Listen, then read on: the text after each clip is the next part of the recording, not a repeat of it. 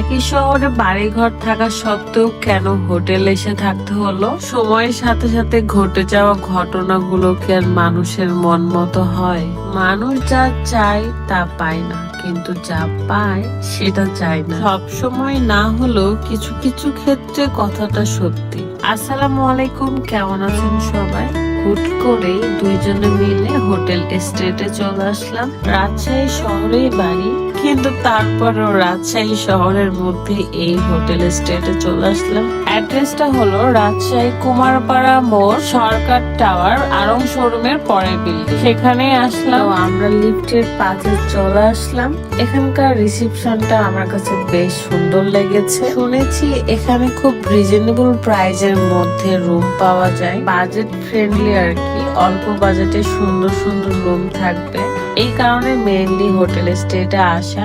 যদিও এটা একদমই নতুন বানিয়েছে। রিসেপশনে বসে ওয়েট করতেছিলাম কখন আমাদের রুমের চাবি দিবে। চাবি তো পেলাম, বাট আমি ম্যানেজারকে বলছিলাম যে আমি রুমগুলো কিছু দেখবো, তারপরে রুম চুজ করব।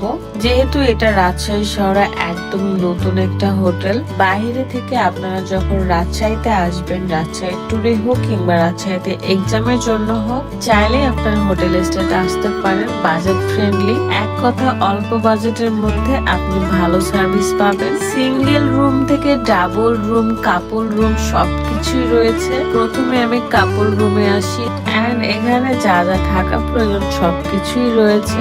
এখানে ইন্টারেস্টিং ব্যাপার হলো এখানে প্রত্যেকটা ফার্নিচারে ক্যাবিনেট সিস্টেম, তো সেটাই খুলে খুলে চেক করছিলাম। রাত আমাকে বলছিল যে তার এই কাপল রুমটাই বেশি ভালো লেগেছে।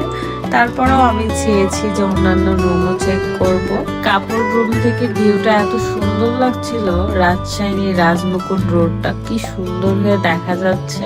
আর হ্যাঁ, আপনারা কিন্তু মন কাড়ার মতো একটা ছাদও পাবেন, সেটা একটু পরে দেখাবো। তার আগে দেখাই ডাবল বেডেরও আপনি হোটেল রুমটা পেয়ে যাচ্ছেন। এইরকম রুম আমি ফার্স্ট টাইম দেখলাম, যেটা সত্যি কথা আমার কাছে খুবই ভালো লেগেছে। আর এখানকার প্রত্যেকটা স্টাফের হোক বা এখানকার যতটা সার্ভিসম্যান আছে সবারই ব্যবহার অনেক বেশি আন্তরিক ছিল। আসলে আপনি যেখানে যান না কেন, সেখানকার মানুষগুলো যদি আপনার সাথে আন্তরিকতা দেখায় তাহলে আপনার ভালো লাগবে, তাছাড়া কিন্তু মোটেও ভালো লাগবে না। আর সবচেয়ে বড় কথা, এখানকার রুম ভাড়া কিন্তু একদমই রিজনেবল।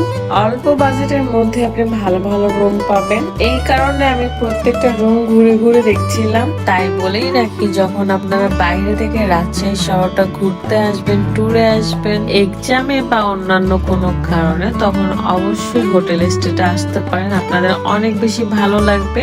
ক্যাপশনে তাদের পেজটা দিয়ে রাখবো, আপনারা চাইলে যোগাযোগ করে আসতে পারেন। আর ভিডিওর মধ্যে তো নাম্বারও দেওয়া আছে, আপনারা চাইলেই কল করে আরো ডিটেলস জানতে পারেন। আর একটা ডাবল বেডের রুম ছিল, যেখান থেকে ভিউটা এইটা। তাহলে লোকেশনটা তো বুঝেই গেলেন, রাজশাহী আলুপট্টি যমুনা বিল্ডিং এর 5 তলাতে। ওয়াশরুম গুলো বেশ বড় বড় ছিল। পরে রাত বলে তার পানি খেতে ইচ্ছে করছে, মানে বাসা পাইছে, তো তারা পানি নিয়ে গেলাম। আর সে আমার সাথে দুষ্টামি করতেছিল, মুখে ফু দিচ্ছিল। আর জানি না কেন তার এই ফুয়ের বাতাসে আমার অনেক সুরসুরি লাগছিল। তারপর চলে আসলাম ছাদে। আমার ছাদটা তো অনেক বেশি ভালো লাগে, কারণ এখান থেকে পুরো রাজশাহী শহরটা খুব সুন্দর করে দেখা যায়, সাথে এত সুন্দর একটা প্লেস। এটা হলো মেইন ছাদ, বাট আমরা ছাদের উপরে যে একটা ছোট ঘর দিয়ে ছাদ থাকে সেখানে উঠেছিলাম।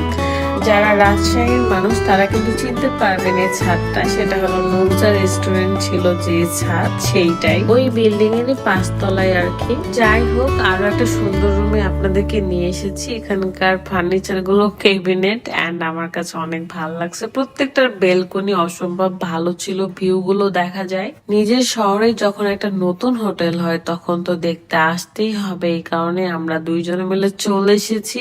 আর এটা ছিল ডাইনিং, চাইলে আপনারা এখানে বসে খাবার খেতে পারবেন। সো ভালো থাকবেন সবাই, আল্লাহ হাফিজ, আসসালামু আলাইকুম।